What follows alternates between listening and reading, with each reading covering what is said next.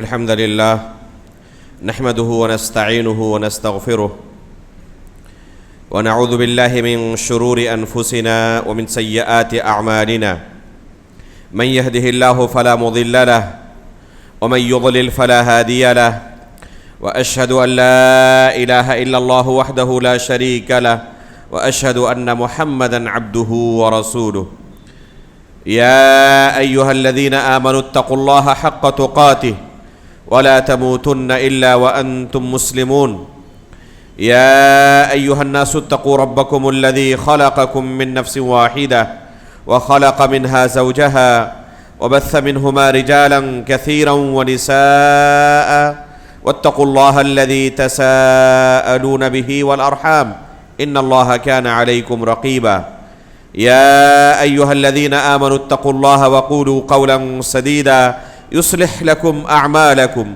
ويغفر لكم ذنوبكم ومن يطع الله ورسوله فقد فاز فوزا عظيما أما بعد فإن أصدق الحديث كتاب الله وأحسن الهدي هدي محمد صلى الله عليه وسلم وشر الأمور محدثاتها وكل محدثة بدعة وكل بدعة ضلالة وكل ضلالة في النار۔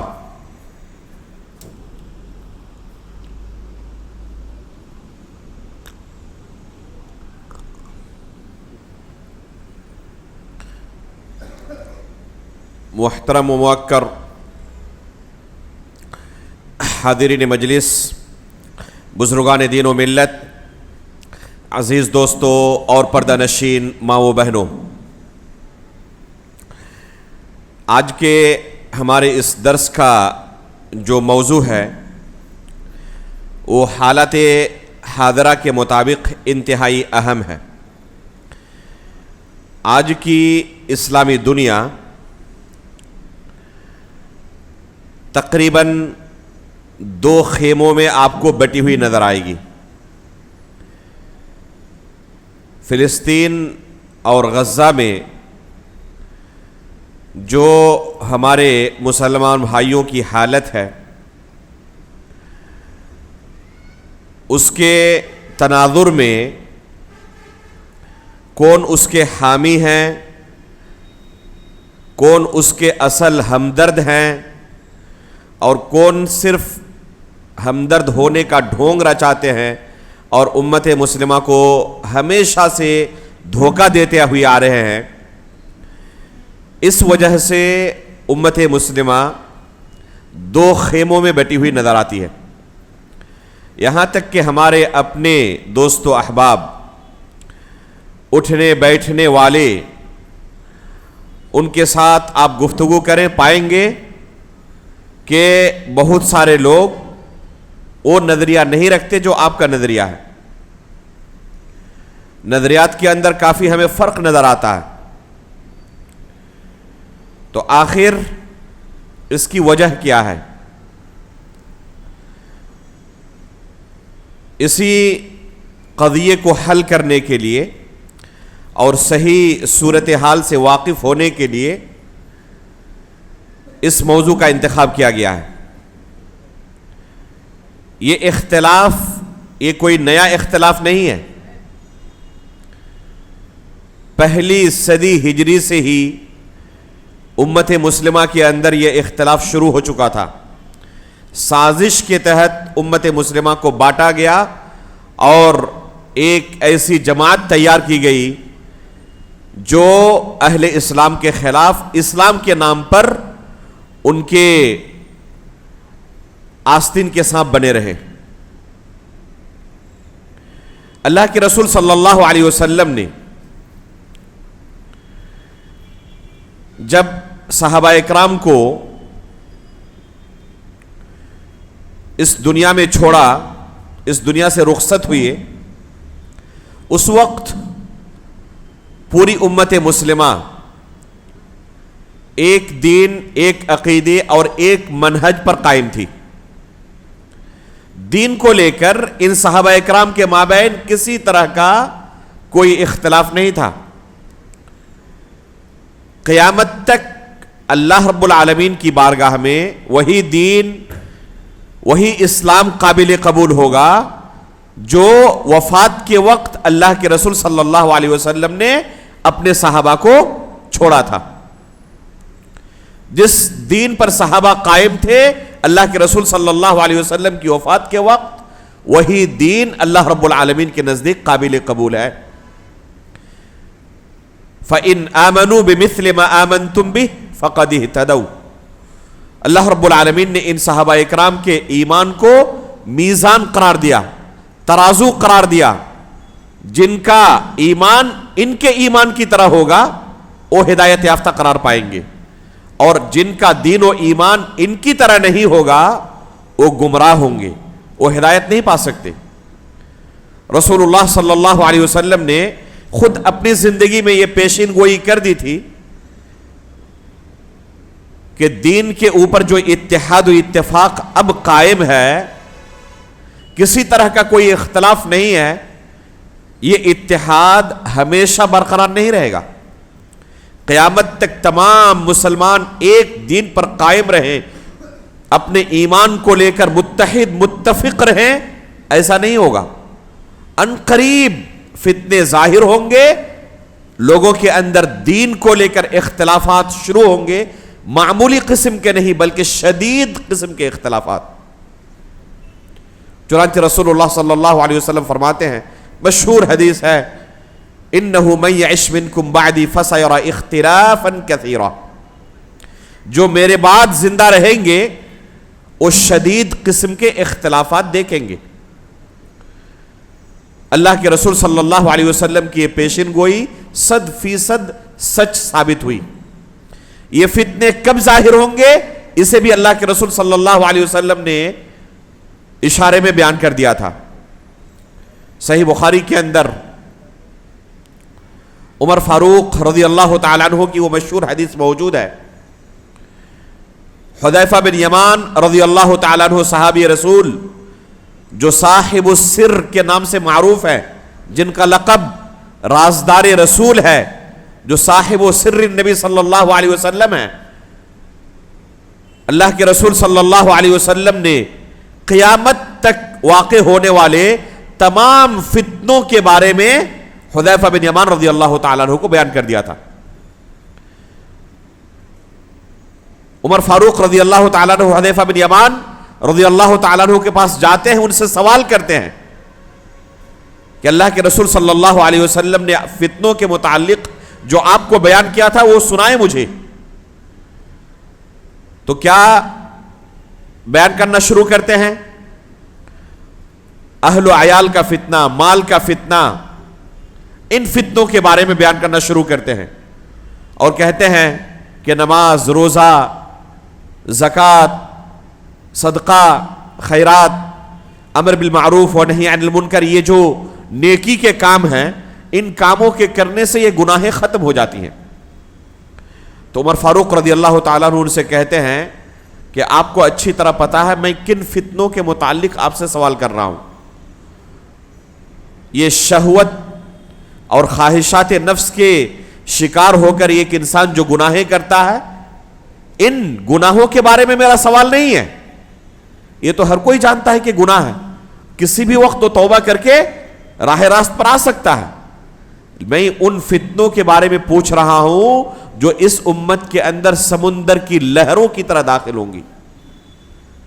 تو حذیفہ رضی اللہ تعالیٰ عنہ فرماتے ہیں امیر المؤمنین عمر بن خطاب رضی اللہ تعالیٰ عنہ سے کہ امیر المؤمنین آپ کو اس بارے میں زیادہ غور فکر کرنے کی کیا ضرورت ہے؟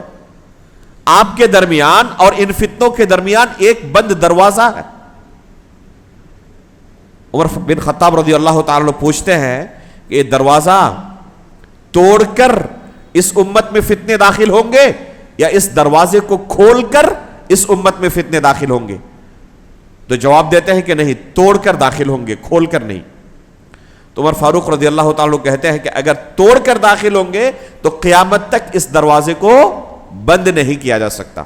اگر کھول کر داخل ہوتے تو ممکن تھا کہ اس دروازے کو پھر بند کر دیا جائے. یعنی ایک مرتبہ جو اس امت کے اندر فتنے داخل ہونے شروع ہوئے تو قیامت تک یہ امت فتنوں کے اندر ہی مبتلا ہوگی. ایک دن ایسا نہیں گزرے گا کہ فتنوں سے نجات مل چکی ہو، محفوظ ہو چکے ہو، اور پھر صحابہ اکرام کا جو دور تھا وہی دور آ چکا ہو، پوری امت ایک دین پر قائم ہو چکی ہو. ایسا اب دوبارہ قیامت تک نہیں ہوگا.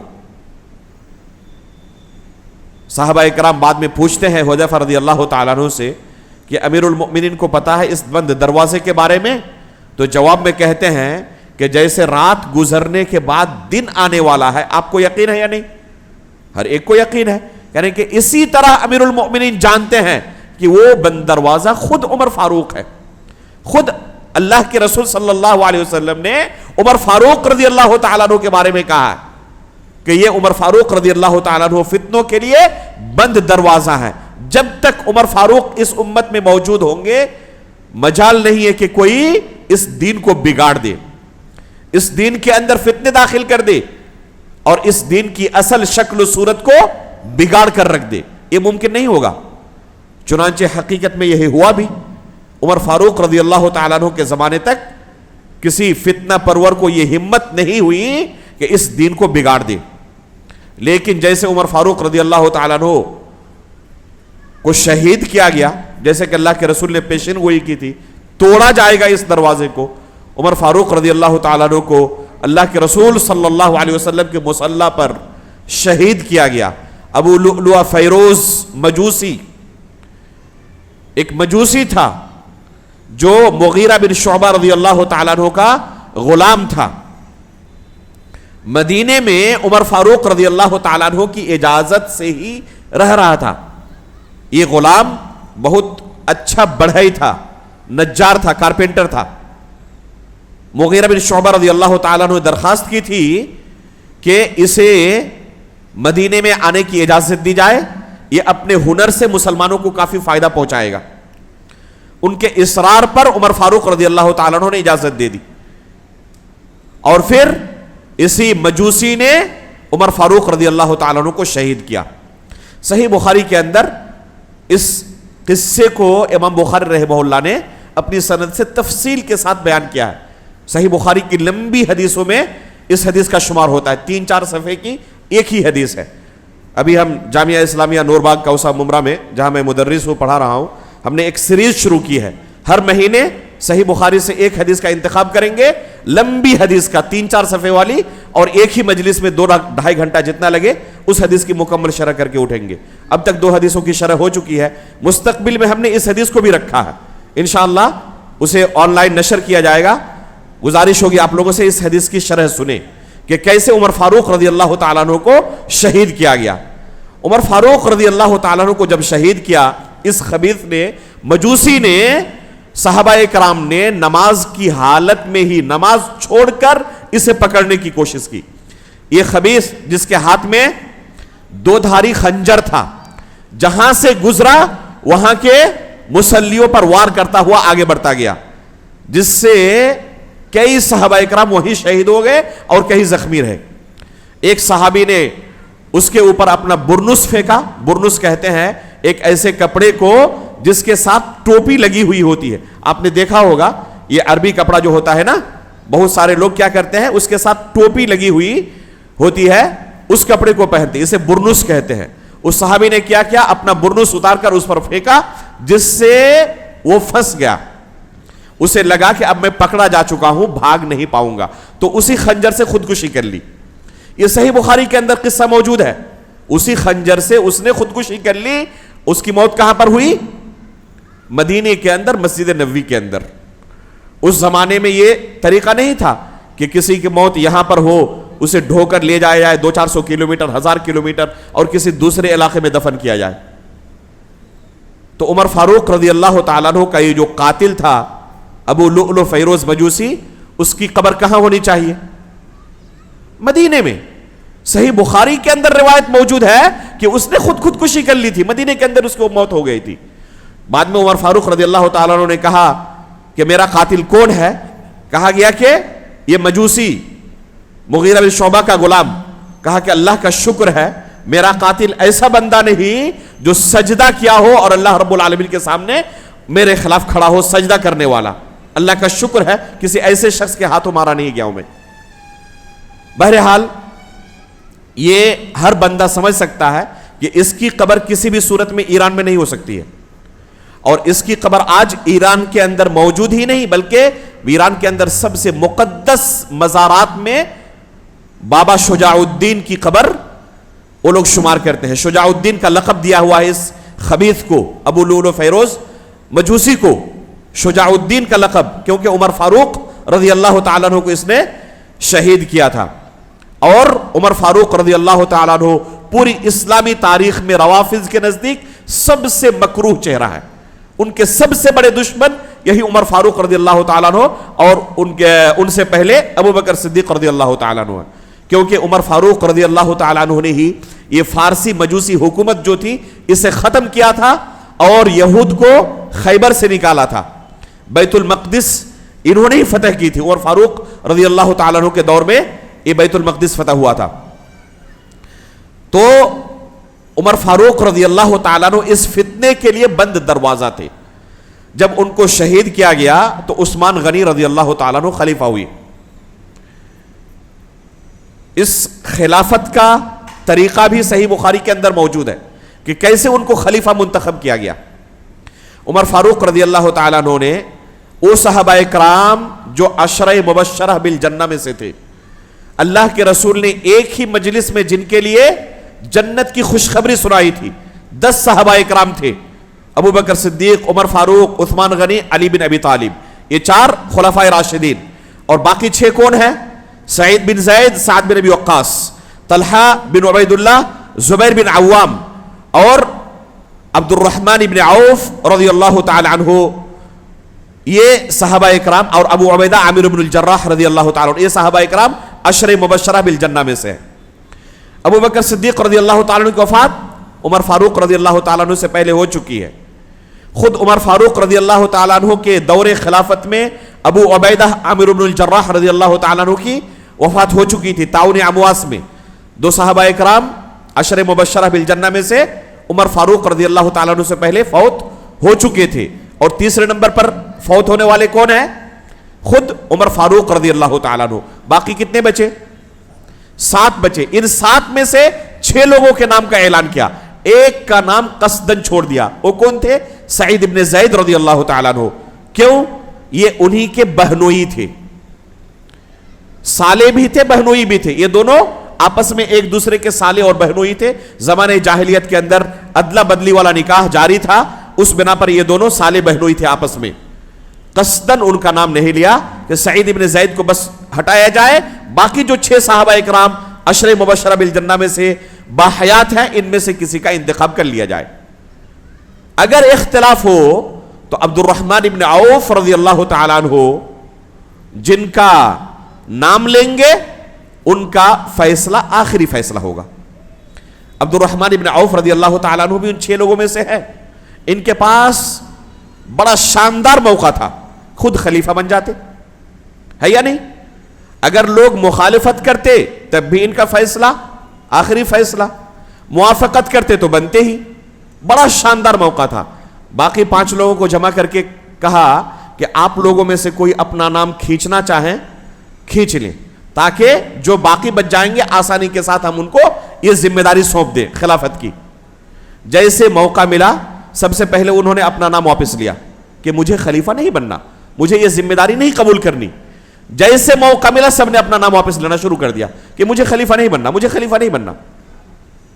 اس سے کیا پتہ چلتا ہے کہ صحابہ اکرام یہ عہدہ اور منصب اور یہ خلافت کی ذمہ داری لینے کے لیے مرے جا رہے تھے۔ یہ روافض جس کے دین کی بنیاد اس بات پر قائم ہے کہ اللہ کے رسول صلی اللہ علیہ وسلم نے اپنے بعد خلیفے کا اعلان کر دیا تھا، ڈکلیئر کر دیا تھا، صریح لفظوں میں نصاً بیان کر دیا تھا کہ علی رضی اللہ تعالیٰ عنہ میرے بعد خلیفہ ہوں گے۔ یہ روافض کا دعویٰ ہے۔ ابو بکر صدیق رضی اللہ تعالیٰ عنہ نے کیا کیا؟ اس کو غصب کر لیا، لوٹ لیا، اور جس پر تمام صحابہ کرام نے ان کا ساتھ دیا، جس بنا پر یہ سب کے سب کافر ہو گئے۔ یہاں تک کہ آل بیت کو نہیں بخشتے، یہ ان کو بھی کافر گردانتے ہیں، اس لیے کہ وہ بھی بیعت کرنے والوں میں شامل تھے۔ ابو بکر صدیق رضی اللہ تعالیٰ عنہ کو خلیفہ منتخب کرنے میں وہ بھی شامل تھے۔ اس کے بعد عمر فاروق رضی اللہ تعالیٰ عنہ نے دوسری بار جب خلیفہ بنے تو غصب کیا انہوں نے اس حق کو. اور تیسرے نمبر پر غصب کرنے والے اس حق کو کون ہے؟ عثمان غنی ان کی نظروں میں. اب غور کریں، یہاں پر خلافت کا موقع مل رہا ہے، جن کے ناموں کا اعلان کیا گیا ہے ان میں سے کسی کو یہ ذمہ داری قبول کرنی ہے، لیکن جیسے ہی موقع ملا بھاگنے کا، سب کے سب بھاگ کھڑے ہوئی کہ مجھے خلیفہ نہیں بننا. اس سے کیا پتا چلتا ہے کہ اللہ کے رسول صلی اللہ علیہ وسلم نے اپنے صحابہ کی تربیت اسی طرح کی تھی کہ تمہیں دنیا کے پیچھے نہیں بھاگنا ہے، یہ ایک ذمہ داری ہے، اور اس ذمہ داری کے بارے میں تمہیں سوال کیا جائے گا قیامت کے دن. عمر فاروق رضی اللہ تعالیٰ عنہ وفات کے وقت بعض لوگوں نے مشورہ دیا کہ اپنے بیٹے عبداللہ کو خلیفہ بنا دیں.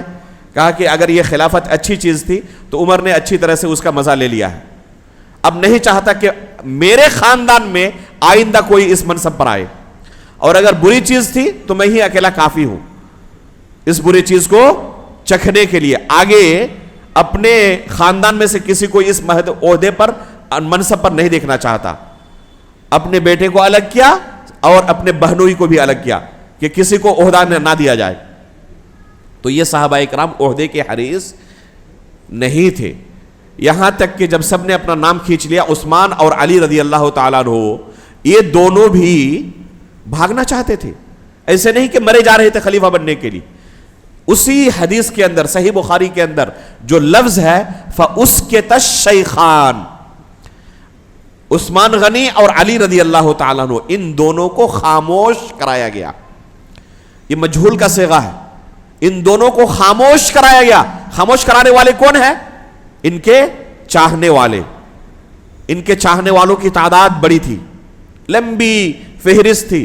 ان لوگوں نے مجبور کر دیا کہ آپ اپنا نام واپس نہیں لے سکتے، آپ کو اپنا نام واپس لینے کی اجازت نہیں ہے. مجبوراً ان دونوں کا نام باقی رہ گیا. پھر عبد الرحمن بن عوف رضی اللہ تعالیٰ عنہ نے صحابہ اکرام سے مشورہ کرنا شروع کیا، اہل مدینہ سے مشورہ کیا، اور بالآخر عثمان غنی رضی اللہ تعالیٰ عنہ کو خلیفہ منتخب کیا. جیسے عثمان غنی رضی اللہ تعالیٰ عنہ کو خلیفہ منتخب کیا، سب سے پہلے ان کے ہاتھ پر بیعت کرنے والے کون تھے؟ علی رضی اللہ تعالیٰ عنہ. کسی طرح میری جان چھوٹی، یہ ذمہ داری میرے سر پر نہیں آ گئی، کسی طرح جان چھوٹی. سب سے پہلے جا کر عثمان غنی رضی اللہ تعالیٰ عنہ کے ہاتھ پر علی رضی اللہ تعالیٰ عنہ بیعت کرتے ہیں. پھر عثمان غنی رضی اللہ تعالیٰ عنہ کو ظالمانہ شہید کیا گیا. کیسے؟ ابھی ہم نے بیان کیا کہ عمر فاروق رضی اللہ تعالیٰ عنہ فتنوں کے لیے بند دروازہ تھے، یہ دروازہ ٹوٹ چکا ہے، اب فتنہ پرور ایکٹیو ہو چکے ہیں. اسی زمانے میں ایک شخص عبداللہ بن سبا نام کا یہودی تھا، یہ آخر تک یہودی ہی تھا. اس نے مسلمانوں کے درمیان پھوٹ ڈالنے کے لیے اسلام کا اظہار کیا. یہ دل سے اسلام قبول کرنے والوں میں سے نہیں تھا. تمام کے تمام سلف صالحین متفق ہے کہ یہ ایک یہودی شخص تھا جس نے اسلام کو اتنا نقصان پہنچایا ہے، شاید پوری اسلامی تاریخ میں کسی دوسرے نے اتنا نقصان نہیں پہنچایا ہے. اس نے لوگوں کو گمراہ کرنے کے لیے مدینے سے باہر کے علاقے جو تھے، جہاں پر مسلمان تو موجود تھے، صحابہ اکرام کی تعداد کم تھی، کوفہ کا علاقہ، بصرہ کا علاقہ، شام کا علاقہ، مصر کا علاقہ، جو مدینے سے کافی دور تھے، جہاں پر یا تو صحابہ اکرام نہیں تھے یا انتہائی معمولی تعداد میں تھے، ان علاقوں کا قصد کیا؟ مکہ اور مدینے کا قصد کیوں نہیں کیا؟ کیونکہ یہاں پر صحابہ اکرام کی اچھی خاصی تعداد موجود ہے، اور جہاں کے لوگ علماء سے جڑے رہتے ہیں، جس علاقے میں علماء کی کثرت ہوتی ہے، کسی فتنے کے جنم لینے کا ڈر سب سے کم ہوتا ہے. ایک فتنہ پرور کو بھی پتا ہے کہ یہاں پر میں اگر اپنی کوشش جاری رکھوں گا کامیابی ملنی مشکل ہے، یہاں پر میری دال نہیں گلے گی. اس لیے قصداً اس نے ان علاقوں کا رخ کیا جہاں پر صحابہ اکرام کم تھے. تو اس واقعے سے ہمیں اہم سبق ملتا ہے کہ جب تک ہم علماء سے جڑے ہوئے ہیں بے شمار فتنوں سے محفوظ ہیں، اور جیسے علماء سے کٹیں گے لوگوں کا ہمیں اچک لینا نہایت آسان ہوگا. کب کس فتنے کے اندر ہمیں لپیٹ دیں گے ہمیں احساس بھی نہیں ہوگا. ہم یہ سمجھ رہے ہوں گے کہ ہم اسلام کے نام پر جہاد کر رہے ہیں، اور پتہ نہیں کون فتنہ پرور آیا اور اس نے آپ کے ذہن کے اندر زہر ڈال دیا اور فساد کو جہاد کا نام دے دیا اس نے. تو عبداللہ بن سبا یہودی نے کیا کیا؟ کوفہ، بصرہ، شام اور مصر کے علاقوں کا رخ کیا اور وہاں کے لوگوں کو علی رضی اللہ تعالیٰ عنہ کے متعلق، آل بیت کے متعلق کافی ابھارا کہ اللہ کے رسول صلی اللہ علیہ وسلم کا خاندان جو تھا اس سے زیادہ اس خلافت کا مستحق کون ہو سکتا ہے؟ یہ تینوں کے تینوں جو ہمارے خلیفہ رہ چکے ہیں، حقیقت میں علی رضی اللہ تعالیٰ عنہ کے حق کا انہوں نے غصب کیا. اور خصوصی طور پر جو ابھی ہمارے خلیفہ ہیں عثمان غنی رضی اللہ تعالیٰ عنہ، یہ تو کسی طور پر ہمارے خلیفہ بننے کے لائق نہیں ہے. ان کا اپنا کردار ایسا نہیں ہے کہ وہ ہمارا خلیفہ بن سکے، اور ان کے اوپر جھوٹے الزامات کی ایک لمبی فہرست تیار کر کے لوگوں کے ذہن میں بھر دی.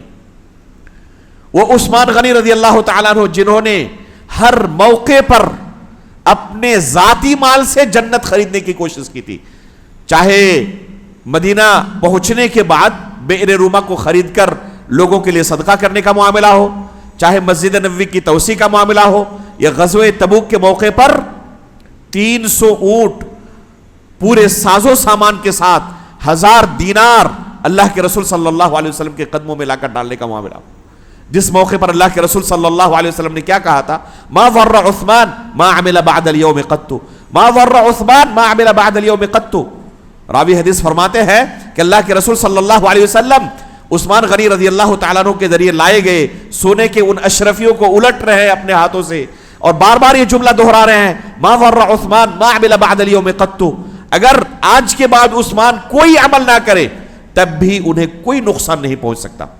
انہوں نے جنت پکی کر لی ہے، آج کے بعد ایک بھی عمل نہ کریں تب بھی ان کے لیے جنت پکی ہے. اس عثمان غنی رضی اللہ تعالیٰ عنہ پر کیا الزام لگایا؟ انہوں نے مالی غبن کا الزام لگایا کہ انہوں نے کیا کیا ہے؟ نعوذ باللہ اپنے قریبی رشتہ داروں کو عہدے اور مناصب سونپ دیے ہیں، بیت المال کے اندر غبن کر لیا ہے، گھوٹالہ کر لیا ہے، اور اس طریقے سے لوگوں کو بھڑکایا عثمان غنی رضی اللہ تعالیٰ عنہ کے خلاف. اور یہاں تک کہ مختلف علاقوں سے آ کر یہ مدینے کے اندر جمع ہونے لگے. 1 مہینے تک محاصرہ کیے رکھا اور بالآخر انہوں نے عثمان غنی رضی اللہ تعالیٰ عنہ کو قتل کر ڈالا. انتہائی اختصار کے ساتھ میں کہہ رہا ہوں تاکہ اصل اس تاریخ تک آپ کو پہنچا سکوں جہاں سے یہ فتنہ اس امت کے اندر داخل ہوا ہے. عثمان غنی رضی اللہ تعالیٰ عنہ کو ان باغیوں نے قتل کر ڈالا. اب ان کو ڈر تھا کہ جو اگلے خلیفہ ہوں گے وہ اگر ہمارے فیور کے نہ ہوئے تو سب سے پہلے ہمارا خاتمہ کریں گے، ہمیں قصاصاً قتل کیا جائے گا. اس لیے جو اگلا خلیفہ ہونا چاہیے وہ ہمارے نظریے کا ہونا چاہیے، یا ان کو ہماری حمایت حاصل ہونی چاہیے تاکہ ہم محفوظ رہیں. ہمارے خلاف کوئی قانونی کاروائی کرنے کے بارے میں جلدی یہ سوچے نہ. اس کے لیے کافی انہوں نے کوشش کی کئی صحابہ اکرام کے خلاف. کئی صحابہ اکرام کے پاس گئے کہ آپ خلافت قبول کر لیں. ابھی ہم نے کہا کہ صحابہ اکرام دنیا کے پیچھے بھاگنے والوں میں سے نہیں تھے، خلافت کے لیے مر مٹنے والوں میں سے نہیں تھے. جن کے پاس گئے سب نے انکار کیا کہ مجھے خلیفہ نہیں بننا. بعض صحابہ اکرام کو تو تلوار کی نوک پر کہا کہ آپ کو بننا ہے، کہا کہ جان چلی جائے لیکن خلیفہ نہیں بننا. میں نے یہ تمام چیزیں تفصیل کے ساتھ میرا جو درس چل رہا ہے عظمت صحابہ سیریز والا اس کے اندر بیان کیا ہے. آپ وہاں پر جا کر سنیں تفصیل کو کہ کیسے علی رضی اللہ تعالیٰ عنہ کو خلیفہ منتخب کیا گیا. بالآخر مجبوری میں علی رضی اللہ تعالیٰ عنہ نے امت کی حفاظت کے لیے خلیفہ بننا قبول کیا. وہ بھی مجمع عام میں مسجد کے اندر ان کے ہاتھ پر بیعت ہوئی اور انہیں خلیفہ منتخب کیا گیا. آپ سمجھ سکتے ہیں کہ کس حالت میں علی رضی اللہ تعالیٰ عنہ کو خلیفہ بنایا گیا. ایک خلیفے کا قتل ہو چکا ہے. ایک خلیفے کا قتل ہونا معمولی چیز نہیں ہے. اس زمانے میں امت مسلمہ کے وہ سردار ہیں. ایک آج کے زمانے میں کسی ملک کا سربراہ اگر مار دیا جائے تو کیا ہوتا؟ آپ ذرا غور کریں کہ کسی ملک کے پرائم منسٹر کو، راشٹرپتی کو اگر کسی نے قتل کر دیا ہو تو حالات کیا ہوں گے؟ تو اسی طرح وہ صرف ایک ملک کے نہیں تھے بلکہ پوری امت مسلمہ کے امیر تھے، سردار تھے، خلیفہ تھے، ان کو شہید کیا گیا ہے۔ مدینے کا ماحول بڑا پرخطر ہے، ابھی زہر آلود ہے۔ بہت سارے صحابہ کرام نے مدینہ چھوڑنا شروع کر دیا کہ ابھی مدینہ رہنے کے لائق نہیں ہے، انہی بلوائیوں کا غلبہ ہے جنہوں نے ابھی ایک خلیفے کو قتل کیا ہے۔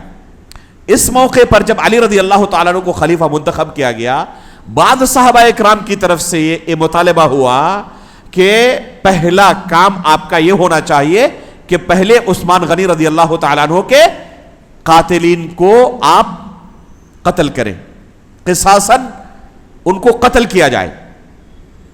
آپ سمجھ سکتے ہیں کہ ابھی اگر ان کے خلاف قصاص کا حکم نافذ کرنا اتنا آسان ہوتا تو عثمان غنی رضی اللہ تعالیٰ عنہ کے قتل کا معاملہ ہی پیش نہیں آتا، لیکن معاملہ اتنا آسان تھا نہیں جتنا کسی کو لگ رہا ہے۔ علی رضی اللہ تعالیٰ عنہ نے کہا کہ ہم مناسب وقت کا انتظار کرتے ہیں ان کے خلاف کارروائی کرنے کے لیے۔ اس بارے میں کوئی اختلاف نہیں تھا صحابہ اکرام کے مابین کہ ان قاتلین عثمان کا قصاص لینا ہے، بس اختلاف کی نوعیت یہ تھی کہ کب قصاص لیا جائے۔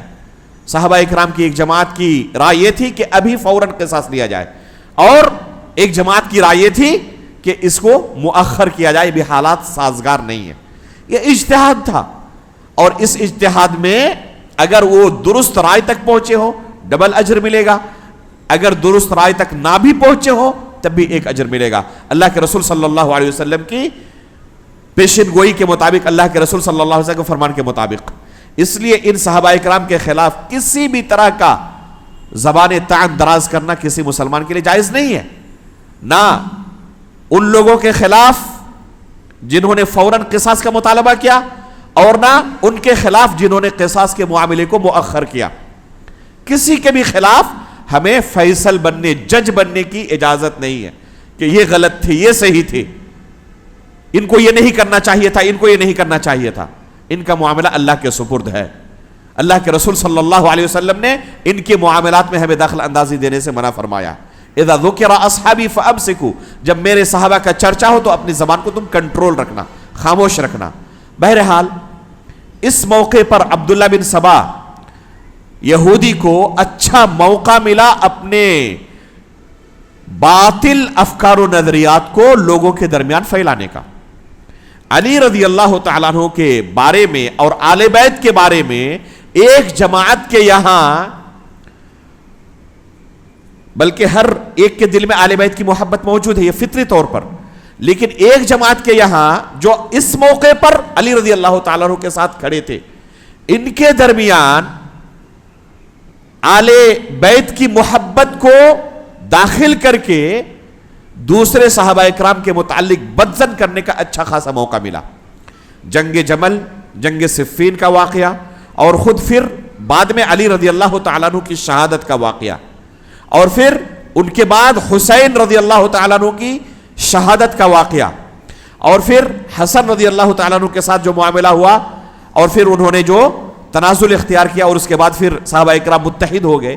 یہ واقعات جو تسلسل کے ساتھ پیش آئے، عبداللہ بن سبا یہودی کو اچھا خاصا موقع ملا لوگوں کے ذہن میں یہ زہر ڈالنے کا کہ یہ خلافت کا حق فقط اور فقط علی رضی اللہ تعالیٰ عنہ کا تھا۔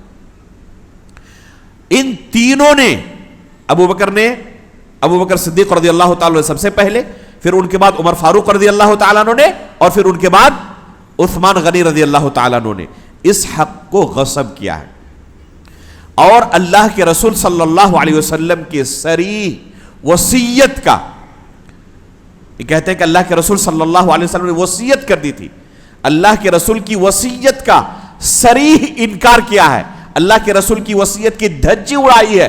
اس وجہ سے جو بھی اللہ کے رسول کی وصیت کو ٹھکرانے والے ہیں سب کے سب کافر ہو چکے ہیں، ان میں سے کوئی بھی مسلمان نہیں بچا ہے، کیونکہ ان کے مطابق یہ نص اللہ رب العالمین کی طرف سے تھا۔ ان کے مطابق قرآن کے اندر اللہ رب العالمین نے آیت نازل کر دی تھی کہ اللہ کے رسول کے بعد اس امت کے اندر خلافت کا حق فقط اور فقط علی رضی اللہ تعالیٰ عنہ کا۔ ان صحابہ اکرام نے ان آیتوں کو پہلے حذف کیا، ان آیتوں کو قرآن سے ڈیلیٹ کیا تاکہ لوگوں تک یہ قرآن پہنچ ہی نہ پائے۔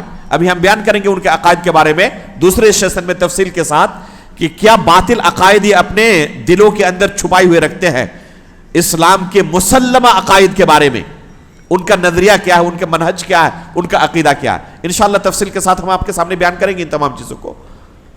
تو انہوں نے کیا یہ لوگوں کے ذہن میں راسخ کرنے کی کوشش کی کہ انہوں نے اللہ رب العالمین کے حکم کو ٹھکرایا ہے۔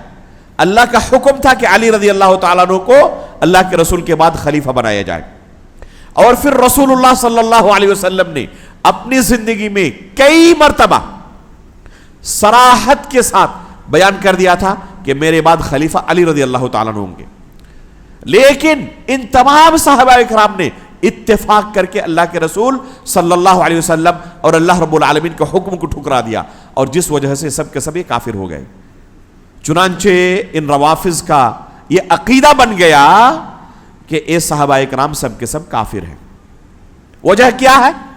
وجہ یہ ہے کہ علی رضی اللہ تعالیٰ عنہ کی ولایت، ان کی امامت کا انہوں نے انکار کیا ہے، اور یہ امامت اللہ کی طرف سے نصاً بیان کی گئی تھی، اللہ کے رسول کی طرف سے وصیت کی گئی تھی۔ اس وجہ سے جو بھی اس ولایت کو تسلیم نہیں کرتا وہ دنیا کا سب سے بڑا کافر ہے۔ جو بھی نہیں مانتا کہ اللہ کے رسول کے بعد علی رضی اللہ تعالیٰ عنہ خلیفہ ہیں بلا فصل، ایسا شخص کافر ہے۔ اس لیے اگر آپ کو پوچھا جائے کہ روافض کی تعریف کیا ہوگی، مختصر لفظوں میں اگر کہیں تو یہ کہا جائے گا کہ ہر وہ شخص جو یہ مانتا ہے کہ اللہ کے رسول کے بعد خلیفہ علی رضی اللہ تعالیٰ عنہ کو ہونا چاہیے تھا، یہ اللہ کے رسول کے وصی تھے، وصیت کیا گیا تھا ان کے بارے میں اللہ کے رسول کی طرف سے، اور بعد میں اس وصیت کو تمام صحابہ کی طرف سے ٹھکرایا گیا اور ابو بکر صدیق کو انہوں نے خلیفہ منتخب کر لیا۔ اس وجہ سے جو بھی علی رضی اللہ تعالیٰ عنہ کو اللہ کے رسول کے بعد ولی اور خلیفہ تسلیم نہیں کرتا وہ کافر، چاہے وہ صحابہ ہو، تابعی ہو، یا قیامت تک آنے والے لوگ ہو۔ اگر اللہ کے رسول کے بعد کوئی علی رضی اللہ تعالیٰ عنہ کو خلیفہ بلا فصل تسلیم نہیں کرتا، اور ان لوگوں کو جنہوں نے یہ حق غصب کیا ہے انہیں ظالم اور غاصب نہیں مانتا، تو ایسا شخص کافر ہے۔ جو بھی یہ عقیدہ رکھتا ہے وہ رافضی ہے، وہ آج کے دور میں اسے شیعہ بھی کہتے ہیں، لیکن اصل میں یہ رافضی ہے۔ تو رافضی یا رافضیت کی مختصر تعریف یہ ہے، ممکن نہیں ہے کہ کوئی بندہ رافضی ہو اور وہ صحابہ اکرام کے تعلق سے حسن ظن رکھتا ہو، علی رضی اللہ تعالیٰ عنہ کو چوتھا خلیفہ مانے، پہلا خلیفہ نہ مانے، اور ایسے انسان کو بھی وہ مسلمان سمجھتے ہوں، ایسا بندہ رافضی نہیں ہو سکتا۔ روافض کے اندر درجات ہے، جو زیدیہ کا فرقہ ہے یہ سب سے کم گمراہ فرقہ کہا جاتا ہے، اس کے اندر یہ عقیدہ نہیں پایا جاتا۔ البتہ یہ مانتے ہیں کہ علی رضی اللہ تعالیٰ عنہ شیخین ابو بکر و عمر رضی اللہ تعالیٰ عنہ سے افضل تھے، لیکن ان کی خلافت کے بارے میں یہ عقیدہ نہیں رکھتے کہ وہ غاصب تھے، ظالم تھے۔ اس کے باوجود یہ شیخین سے افضل قرار دیتے تھے علی رضی اللہ تعالیٰ عنہ کو، اس وجہ سے یہ بھی گمراہ قرار پائے۔ شیخ الاسلام علامہ ابن تیمیہ رحمہ اللہ نے بیان کیا ہے کہ اگر کوئی شیخین سے افضل سمجھتا ہو علی رضی اللہ تعالیٰ عنہ کو یا کسی کو بھی دنیا کے اندر، تو وہ شخص کیا ہے؟ ضال اور مضل ہے، گمراہ ہے وہ۔ بہرحال یہ روافض کے گھٹی میں پڑے ہوئے ہیں، ان کے نس نس میں رگ رگ کے اندر یہ عقیدہ موجود ہے کہ علی رضی اللہ تعالیٰ عنہ امام ہے ہمارے۔ امامت کا عقیدہ جو آپ سنتے ہوں گے اس سے مراد یہی عقیدہ ہے کہ اللہ کے رسول کے بعد امام ان کو ہونا چاہیے تھا، اللہ کے رسول کے بعد ولایت کا عقیدہ آپ سنتے ہوں گے، ولی ان کو بننا چاہیے تھا، خلیفہ ان کو بننا چاہیے تھا، اور یہ اسلام کے ارکان میں شمار کرتے ہیں۔ ایمان کے ارکان جو آپ کے یہاں ہے نا 6 ارکان، ان کے یہاں اہم رکن کیا ہے؟ علی رضی اللہ تعالیٰ عنہ کی ولایت پر ایمان لانا۔ بلکہ بعض روافض کے یہاں باضابطہ جو کلمہ شہادت ہے جس سے ایک شخص اسلام کے اندر داخل ہوتا ہے، اس میں اشہد ان لا الہ الا اللہ و اشہد ان محمدًا عبدہ و رسولہ یہ کہنا کافی نہیں ہے. اس کے بعد علی رضی اللہ تعالیٰ عنہ کی ولایت کے بارے میں بھی اسے شہادت دینی پڑے گی، تب وہ اسلام کے اندر داخل ہوگا، ورنہ وہ اسلام کے اندر داخل نہیں ہو سکتا. صرف اللہ اور اس کے رسول کی شہادت کا اقرار کرنے والا مسلمان نہیں ہو سکتا ان روافض کے نزدیک. علی رضی اللہ تعالیٰ عنہ کی ولایت کا جب تک اقرار نہ کرے تب تک وہ مسلمان نہیں ہے. یہ جو زہر لوگوں کے اندر انہوں نے ڈالا، اور آج تک بہت سارے لوگ سادہ لوح قسم کے ان کے دامے فریب میں پھنس جاتے ہیں. کس وجہ سے؟ آخر چند شبہات کی بنا پر، چند صحیح احادیث سے، یا بعض موضوع اور من گھڑت احادیث سے ان لوگوں کے ذہن میں یہ زہر ڈالنے میں کامیاب ہو گئے کہ حقیقت میں علی رضی اللہ تعالیٰ عنہ کو ہی خلیفہ بننا چاہیے تھا اللہ کے رسول کے بعد. یہاں تک کہ ہمارے اہل سنت میں سے، بلکہ اہل حدیثوں میں سے بھی بعض لوگ جب یہ حدیث سنتے ہیں کہتے ہیں کہ حقیقت میں یہ حدیث صحیح بخاری کے اندر موجود ہے، صحیح مسلم میں موجود ہے. ہم کہتے ہیں ہاں یقیناً موجود ہے. کہتے ہیں جب اس طرح کی حدیثیں موجود ہے تو بات تو روافض کی صحیح ہے، شیعوں کی بات صحیح ہے کہ علی رضی اللہ تعالیٰ عنہ کو ہی خلیفہ بننا چاہیے تھا. ایسے وقت کم ہے اس لیے 2-4 حدیثوں کا میں انتخاب کروں گا جن سے لوگوں کے ذہن میں یہ زہر ڈالنے میں کامیاب ہو جاتے ہیں کہ علی رضی اللہ تعالیٰ عنہ کو ہی اللہ کے رسول کے بعد خلیفہ ہونا چاہیے تھا. سب سے مشہور حدیث اس سلسلے میں جو وہ پیش کرتے ہیں وہ ہے اللہ کے رسول صلی اللہ علیہ وسلم کا علی رضی اللہ تعالیٰ عنہ کے بارے میں کہنا، انت منی بمنزلت ہارون من موسیٰ الا انہ لا نبی بعدی. یہ حدیث صحیح بخاری اور صحیح مسلم کے اندر موجود ہے.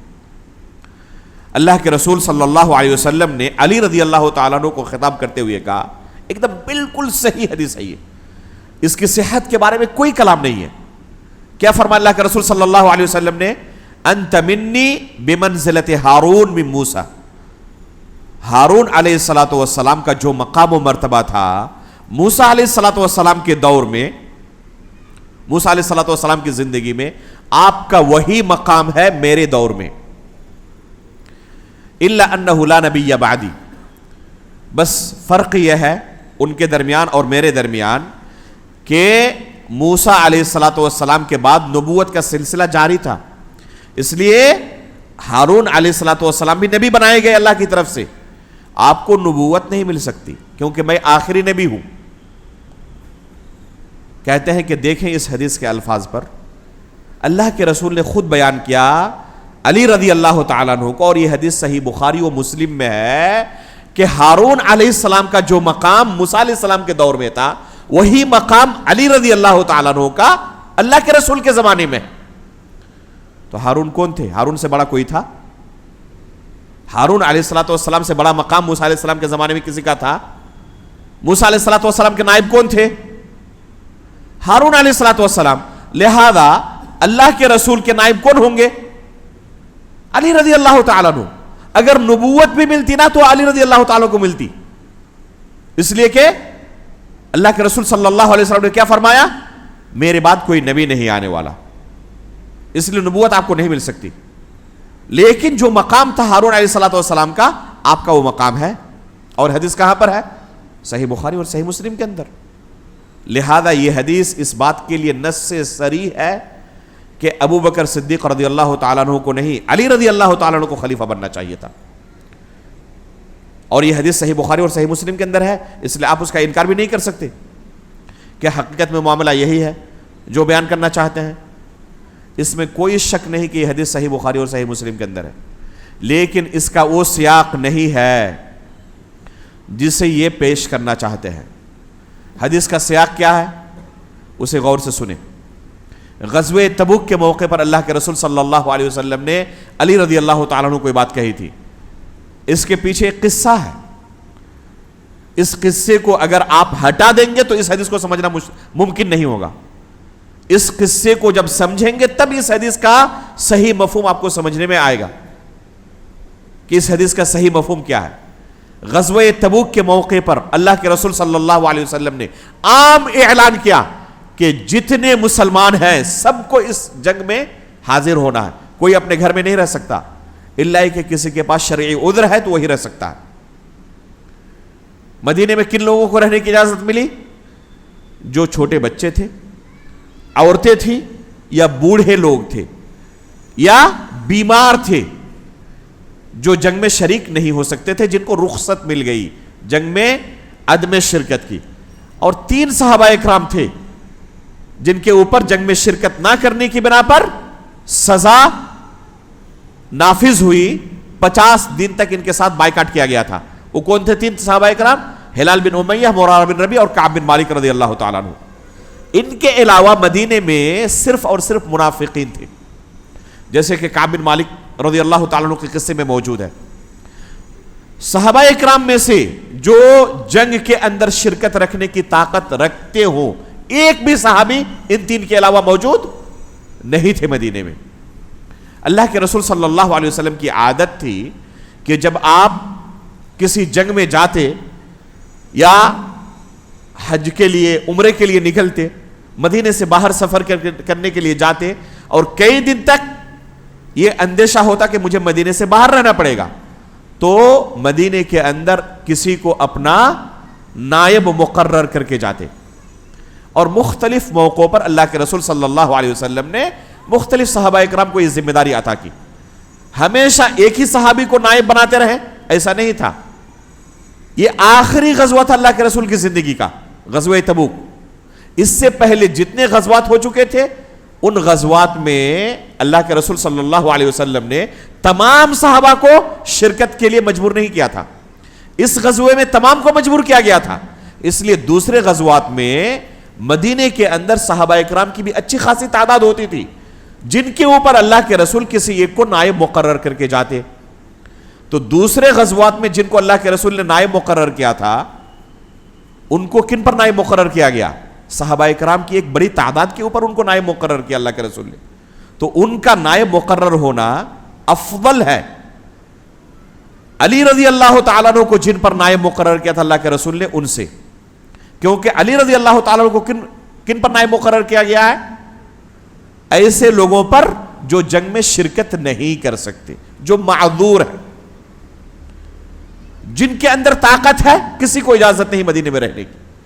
تب علی رضی اللہ تعالیٰ عنہ کے دل کے اندر افسوس ہوا, انہیں کافی خواہش جگی کہ سب جا رہے ہیں اور مجھ جیسا بہادر انسان ان عورتوں اور بچوں کے ساتھ رہنے والا ہے, ان بیمار اور کمزور لوگوں کے ساتھ رہنے والا ہے, مجھے جنگ کے اندر شرکت کی اجازت نہیں ملے گی. آپ سمجھ سکتے ہیں کہ صحابہ اکرام کے دلوں میں جنگ کے اندر اللہ کے رسول کے ساتھ شرکت کرنے کی خواہش کیسی ہوتی تھی. مرے جاتے تھے سب کہ کسی طرح کسی بھی جنگ میں اللہ کے رسول کے ساتھ پیچھے نہ رہوں. جب صحابہ اکرام کی سیرت بیان کی جاتی ہے, خصوصی طور پر اس نقطے کو بیان کیا جاتا ہے کہ اللہ کے رسول کے ساتھ کتنے جنگوں میں شریک رہے. کوئی صحابی چاہتا نہیں تھا کہ میں پیچھے رہ جاؤں, اور ایسے موقع پر کون چاہے گا کہ جہاں مدینے میں صرف اور صرف معذور قسم کے لوگوں کو رہنے کا موقع مل رہا ہے, اور وہاں پر کسی کو کہا جائے کہ آپ بھی رہیں یہیں پر, آپ کو جانے کی اجازت نہیں ہے. علی رضی اللہ تعالیٰ عنہ کے دل میں کافی افسوس ہوا کہ ایسے لوگوں کے ساتھ اللہ کے رسول مجھے چھوڑ کے جا رہے ہیں, بچوں اور عورتوں کے ساتھ.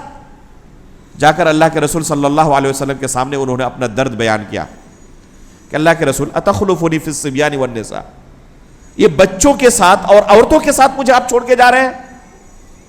تب علی رضی اللہ تعالیٰ عنہ کو دلاسا دلاتے ہوئے, تسلی دیتے ہوئے اللہ کے رسول صلی اللہ علیہ وسلم نے یہ جملہ کہا تھا, انت منی بمنزلۃ ہارون من موسیٰ, کہ آپ کو یہ پسند نہیں ہے کہ ہارون علیہ السلام کا جو مقام تھا موسیٰ علیہ السلام کی زندگی میں, وہی مقام آپ کا بھی ہو میری زندگی میں. یعنی آپ میرے نائب ہیں, آپ یہ نہ سمجھے کہ آپ کو میں یہاں چھوڑ کے جا رہا ہوں اکیلے, بلکہ آپ میرے قائم مقام رہیں گے مدینے میں جب تک میں مدینہ واپس نہیں آ جاتا ہوں. تو اللہ کے رسول نے تسلی دیتے ہوئے علی رضی اللہ تعالیٰ عنہ کو جملہ کہا تھا, اگر کسی کو اپنا نائب مقرر کرنے کی وجہ سے ان کو خلیفہ منتخب کرنا ہوا تو علی رضی اللہ تعالیٰ عنہ کے بعد حجۃ الوداع کا موقع آیا ہے. حجۃ الوداع کے موقع پر علی رضی اللہ تعالیٰ کہاں تھے؟ یمن میں تھے, مدینے میں نہیں تھے. علی رضی اللہ تعالیٰ عنہ کو نائب مقرر نہیں کیا تھا اللہ کے رسول نے, کسی دوسرے صحابی کو نائب مقرر کیا. تو دوسرے موقعوں پر اس کے بعد بھی کئی مرتبہ، غزوہ تبوک کے بعد بھی کئی مرتبہ نائب مقرر کرنے کا معاملہ آیا ہے۔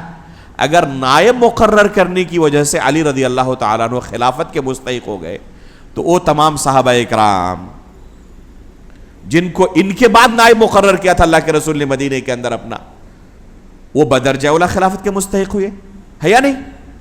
اگر یہی دلیل ہے نائب مقرر کرنا خلافت کے دلیل کی، تو جن تمام صحابہ اکرام کو اللہ کے رسول نے نائب مقرر کیا ہے مختلف موقعوں پر، خصوصاً اس غزوے کے بعد علی رضی اللہ تعالیٰ عنہ کے بعد بھی دوسرے موقعوں پر اللہ کے رسول نے جن کو نائب مقرر کیا، ان کو تو بدرجہ اولی خلیفہ بننا چاہیے، تو پھر ان کی خلافت کا بھی آپ ہی کریں۔ بلکہ اللہ کے رسول صلی اللہ علیہ وسلم نے جو آخری غزوہ، آخری سریہ بھیجا، اسامہ بن زید رضی اللہ تعالیٰ عنہ کو اس کا سپہ سالار مقرر کیا، جس کے اندر کبار صحابہ موجود تھے، ابو بکر، عمر، عثمان، علی، یہ تمام کے تمام صحابہ اکرام موجود ہیں، اور اللہ کے رسول صلی اللہ علیہ وسلم سپہ سالار کن کو مقرر کر رہے ہیں؟ اسامہ بن زید رضی اللہ تعالیٰ عنہ۔ ابو بکر صدیق رضی اللہ تعالیٰ عنہ خلیفہ ہوئے، ان کو مدینے میں رکنا پڑا، اللہ کے رسول صلی اللہ علیہ وسلم کی وفات ہو گئی، اس لشکر کو اللہ کے رسول نہیں بھیج سکے۔ ابو بکر صدیق رضی اللہ تعالیٰ نے پہلا کام یہ کیا کہ اس لشکر کو روانہ کیا جائے۔ جب روانہ کر دیا تو عمر فاروق رضی اللہ تعالیٰ عنہ اس لشکر میں موجود ہے، جس لشکر کے امیر کون ہے؟ اسامہ بن زید رضی اللہ تعالیٰ عنہ۔ جا کر ان سے اجازت طلب کی کہ اگر آپ اجازت دیں تو عمر کو میں اپنے پاس رکھنا چاہتا ہوں مدینے کے اندر، اس لیے کہ حالات بڑے پرخطر ہیں، کچھ لوگوں نے جنگ کا اعلان کر دیا ہے، کچھ لوگوں نے نبوت کا اعلان کر دیا ہے، کچھ لوگوں نے زکوٰۃ کا انکار کرنا شروع کر دیا ہے، تو حالات بڑے پرخطر ہیں، اس لیے اگر عمر کو میرے پاس چھوڑ دیں تو آپ کا رحم و کرم ہوگا۔ اسامہ رضی اللہ تعالیٰ نے کہا کہ عمر کو آپ اپنے ساتھ رکھ سکتے ہیں، اور باقی صحابہ اکرام کو لے کر نکلے ہرقل کی جانب۔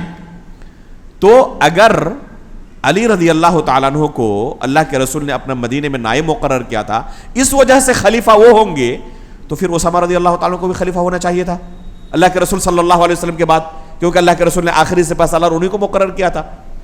حجۃ الوداع کے موقع پر علی رضی اللہ تعالیٰ عنہ کو نائب مقرر نہیں کیا تھا، کیونکہ یمن میں تھے، جن کو مقرر کیا تھا ان کو خلیفہ بننا چاہیے تھا۔ تو یہ اگر دلیل آپ کی ہے تو یہ دلیل انتہائی کمزور دلیل ہے۔ اگر کوئی کہے کہ ایک نبی کے ساتھ ان کو تشبیہ دی گئی، تو یہ تشبیہ اللہ کے رسول صلی اللہ علیہ وسلم نے صرف ان کو نہیں دی تھی، یہ تشبیہ اللہ کے رسول صلی اللہ علیہ وسلم نے ابو بکر صدیق رضی اللہ تعالیٰ عنہ کو بھی دی ہے، عمر فاروق رضی اللہ تعالیٰ عنہ کو بھی تشبیہ دی ہے۔ غزوہ بدر کے بعد جب جنگ بدر کے قیدیوں کے ساتھ کیا تعامل کیا جائے یہ مسئلہ پیش آیا، تو اللہ کے رسول صلی اللہ علیہ وسلم نے مشورہ طلب کیا، کن سے؟ ابو بکر و عمر سے، ان کے ساتھ کیا کیا جائے۔ ابو بکر صدیق رضی اللہ تعالیٰ نے کیا مشورہ دیا؟ فدیہ لے کر انہیں چھوڑ دیا جائے۔ عمر فاروق رضی اللہ تعالیٰ کی طرف سے مشورہ آیا کیا؟ کہ ہر ایک کو قتل کیا جائے۔ اللہ کے رسول صلی اللہ علیہ وسلم نے کہا اس موقع پر، اخبرکم عن صاحبیکم مثلک یا ابا بکر کمثل ابراہیم اذ قال فمن تبعنی فإنه منی ومن عصانی فإنک غفور رحیم ومثل عیسیٰ اذ قال ان تعذبهم فإنهم عبادک وان تغفر لهم فإنک انت العزیز الحکیم۔ اللہ کے رسول ابو بکر صدیق رضی اللہ تعالیٰ عنہ کو خطاب کرتے ہوئے کیا فرماتے ہیں کہ اے ابو بکر، آپ کی مثال ابراہیم علیہ السلام اور عیسیٰ علیہ السلام کی طرح ہے۔ ابراہیم علیہ السلام نے کیا کہا تھا؟ فمن تبعنی فإنہ منی، جو لوگ میری اتباع کریں گے وہ مجھ سے ہیں، ومن عصانی، اور جو میری نافرمانی کریں گے، یہ نہیں کہا کہ اللہ تو ان کو عذاب میں گرفتار کر دے، بلکہ کہا ومن عصانی فإنک غفور الرحیم، اے اللہ جو میری نافرمانی کریں گے تو ان کے بارے میں غفور الرحیم ہے۔ تو دیکھیں ابراہیم علیہ السلام نے نافرمان لوگوں کے بارے میں یہ نہیں کہا کہ اللہ تو عذاب کے اندر مبتلا کر دے، بلکہ ان کے لیے اللہ رب العالمین کے سامنے مغفرت کا حوالہ دیا۔ عیسیٰ علیہ السلام کی بھی مثال اے ابو بکر آپ کی طرح ہے۔ آپ کی مثال کن کی طرح ہے؟ عیسیٰ علیہ السلام کی طرح، جنہوں نے کیا کہا تھا ان تعذبہم فانہم عبادک، اے اللہ اگر تو انہیں عذاب دے تو تیرے ہی بندے ہیں، وان تغفر لہم فانک انت العزیز الحکیم، اور اگر اللہ تو معاف کر دے ان کو تو تو عزیز و حکیم ہے۔ تو اس میں رحمت کا پہلو کیا ہے؟ غالب ہے کہ اللہ تو عذاب میں مبتلا نہ کر۔ تو دو نبیوں کی مثال اللہ کے رسول نے ابو بکر صدیق رضی اللہ تعالیٰ عنہ کے ساتھ دی، اور عمر فاروق رضی اللہ تعالیٰ عنہ کے بارے میں کیا کہا؟ کیا یہ عمر آپ کی مثال نوح علیہ السلام کی طرح ہے، جنہوں نے کیا کہا تھا؟ رب لا تذر علی الارض من الکافرین دیارا، اے اللہ دنیا کے اندر کسی کافر کو مت چھوڑنا، ایک ایک کو چن چن کر تو تہس نہس کر دینا۔ یہ نوح علیہ السلام کی دعا تھی۔ تو اللہ کے رسول نے عمر فاروق رضی اللہ تعالیٰ عنہ سے کیا کہا کہ آپ کی مثال کیا ہے؟ نوح علیہ السلام کی طرح ہے، اسی طرح موسیٰ علیہ السلام کی طرح ہے، جنہوں نے کیا کہا تھا؟ ربنا اطمس علی اموالہم واشدد علی قلوبہم فلا یؤمنوا حتی یروا العذاب العلیم۔ موسیٰ علیہ السلام نے اپنے قوم کے لوگوں کے لیے سخت ترین عذاب کا اللہ رب العالمین کے سامنے درخواست رکھی تھی کہ اللہ ان تمام لوگوں کو عذاب کے اندر مبتلا کر دے۔ تو کہا کہ ابو بکر آپ کی مثال ابراہیم اور عیسیٰ علیہ السلام کی طرح ہے، اور عمر آپ کی مثال موسیٰ علیہ السلام کی طرح اور نوح علیہ السلام کی طرح ہے۔ تو اگر علی رضی اللہ تعالیٰ عنہ کی تشبیہ اللہ کے رسول نے ایک نبی کے ساتھ دی ہے، تو اللہ کے رسول نے ابو بکر و عمر کو بھی دو نبیوں کے ساتھ مشابہت دی ہے۔ اس وجہ سے اگر خلافت پر دلیل آپ لے رہے ہیں تو خلافت پر دلیل ابو بکر و عمر کی بھی بنتی ہے تب۔ تو حقیقت میں یہ حدیث انت منی بمنزلۃ ہارون بن موسیٰ، یہ علی رضی اللہ تعالیٰ عنہ کی خلافت کے بارے میں کہیں سے بھی دلیل نہیں ہے۔ نہ علی رضی اللہ تعالیٰ عنہ نے یہ سمجھا، نہ دوسرے صحابہ اکرام نے یہ سمجھا۔ اگر انہوں نے یہی سمجھا ہوتا کہ علی رضی اللہ تعالیٰ عنہ کو اللہ کے رسول نے آج خلیفہ ڈکلیئر کر دیا، تو خود علی رضی اللہ تعالیٰ عنہ اور جو علی رضی اللہ تعالیٰ عنہ کے گھر میں موجود تھے افراد، وہ تو کم از کم کہتے کہ نہیں، اللہ کے رسول صلی اللہ علیہ وسلم نے تو ان کو ہی خلیفہ ڈکلیئر کر دیا تھا غزوہ تبوک کے موقع پر، پھر کسی دوسرے کو آپ خلیفہ کو منتخب کرتے ہیں؟ اور یہاں موقع کیا ہے؟ ثقیفہ بنی ساعدہ کے اندر صحابہ اکرام جمع ہیں، انصار کی طرف سے کیا مطالبہ آیا؟ ایک امیر ہماری طرف سے، ایک امیر آپ کی طرف سے۔ کسی نے بھی نہ مہاجرین میں سے نہ انصار میں سے یہ کہا کہ اللہ کے رسول نے تو غزوہ تبوک کے موقع پر ہی ڈکلیئر کر دیا تھا کہ علی رضی اللہ تعالیٰ خلیفہ ہوں گے، تو پھر یہ آپ خلافت کے لیے کیوں بحث کر رہے ہیں کہ کن کو خلیفہ منتخب کیا جائے؟ کسی نے کہا؟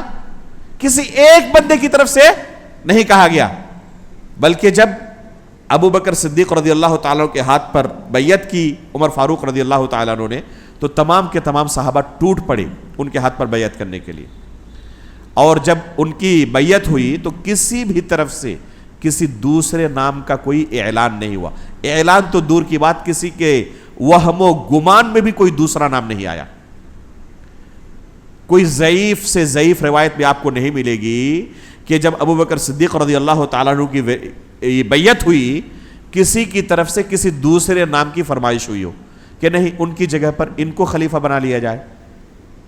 بیعت ہونے سے پہلے عمر فاروق رضی اللہ تعالیٰ عنہ اور ابو عبیدہ عامر بن الجراح رضی اللہ تعالیٰ عنہ کا نام خود ابو بکر صدیق رضی اللہ تعالیٰ عنہ پیش کیا تھا، لیکن بیعت جب شروع ہو گئی تو کسی نے بھی ذرہ برابر تأمل نہیں کیا اور فوراً سب ٹوٹ پڑے ان کے ہاتھ پر بیعت کرنے کے لیے۔ لہذا یہ دلیل کسی بھی صورت میں علی رضی اللہ تعالیٰ عنہ کی ولایت کے لیے دلیل نہیں بن سکتی ہے۔ دوسری حدیث جسے یہ دلیل کے طور پر پیش کرتے ہیں، بہت مشہور حدیث ہے، حدیث الثقلین کے نام سے یہ حدیث مشہور ہے۔ چنانچہ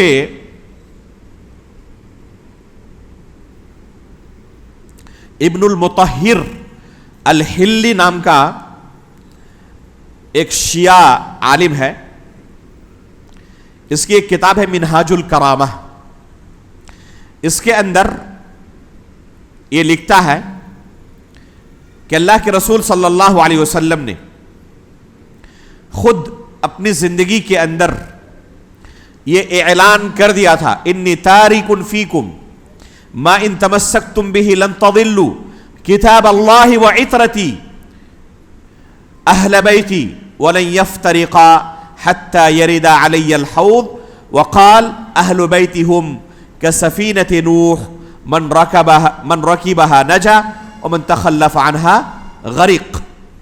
یہ اللہ کے رسول کی حدیث یہ ابن المطہر الحلی منہاج الکرامہ کے اندر نقل کرتا ہے، اور اس کے بعد اس سے استدلال کرتے ہوئے کہتا ہے هذا يدل على وجوب التمسك بقول اہل بیتہ وعلی سیدهم فیکون واجبا على الکل فیکون هو الامام.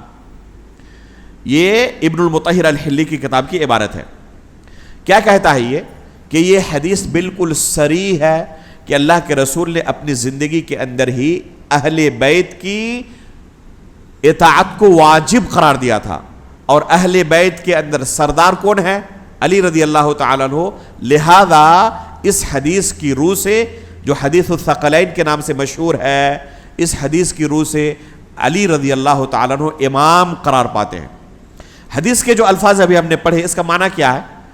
جو یہ شیعہ عالم نقل کرتا ہے، حالانکہ یہ حدیث کچھ صحیح ہے اور کچھ اس نے اپنی طرف سے اضافہ کیا ہے. ابھی ہم بیان کریں گے کہ کون کون سے الفاظ اس نے اپنی طرف سے ایڈ کیے ہیں.